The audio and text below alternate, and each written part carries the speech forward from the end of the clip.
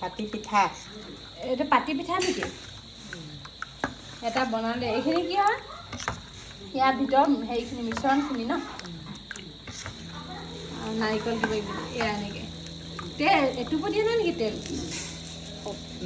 এনেই অকণমান শিকি দিছোঁ ৰিফাইন লাগে ৰিফাইন নাই যে যোগে ৰিফাইন আনিছিলে নি ৰিফাইন আনিছে নি